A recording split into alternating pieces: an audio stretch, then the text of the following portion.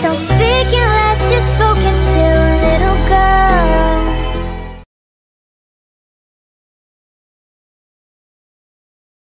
Another story I heard about myself. This one happened in high school. We had this teacher in high school whose kid went to our high school. His name was Mr. McNamara, and his son Jake McNamara went to our high school. He was a sophomore when I was a senior, so he was 2 years behind me. And Mr. McNamara was an asshole. And one weekend, he and his wife decided to leave town, which you should never do if you're an asshole. And Jake McNamara decided to throw a party at the teacher's house. Hooray! And everyone around town heard about it, and we all got up individually and thought, okay, let's go over there and destroy the place. I walked into this party, everyone I had ever met was there, and everyone was drinking like it was the end of the world. People were drinking like it was the Civil War and a doctor was coming to saw our legs off. It was totally unsupervised. We were like dogs without horses. We were running wild.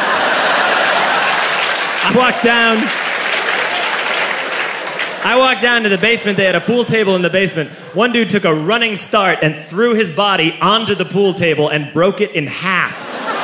Another kid found out which room was Mr. McNamara's and went upstairs and took a shit on his computer.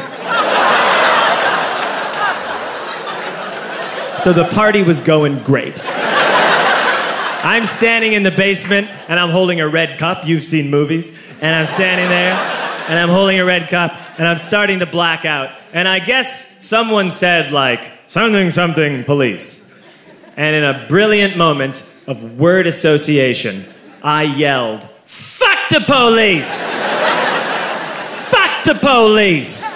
And everyone else joined in. 100 drunk white children yelling, fuck the police.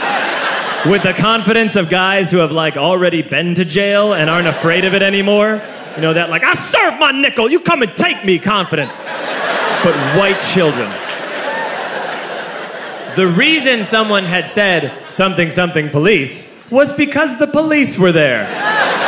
So a Chicago police officer walked down the stairs and got to the bottom in the basement and looked out over a sea of drunk toddlers yelling, fuck the police, in his face. And he was almost impressed. He was like, wow.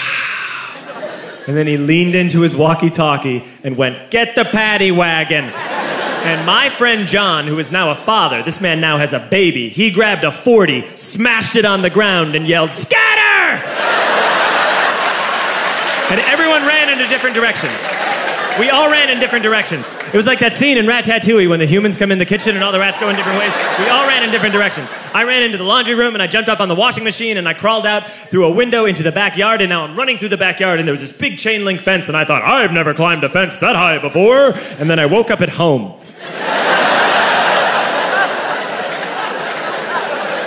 On Monday, I went to school because that's what we did back then.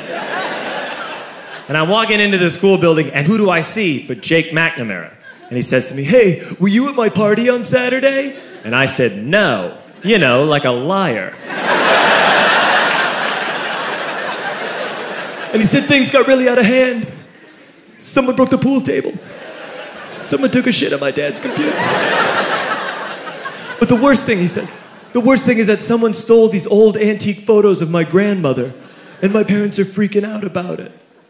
And I had that thought that only blackout drunks and Steve Urkel can have.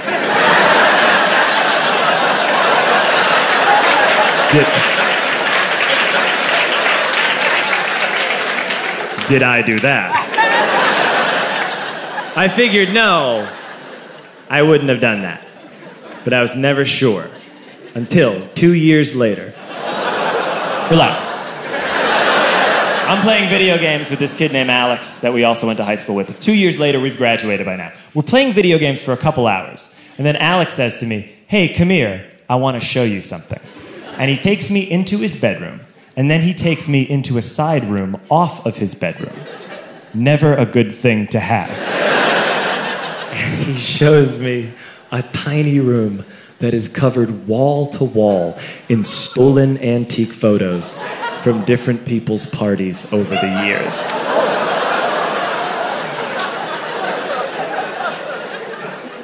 And I said, why? Why do you do this? And Alex said, because it's the one thing you can't replace.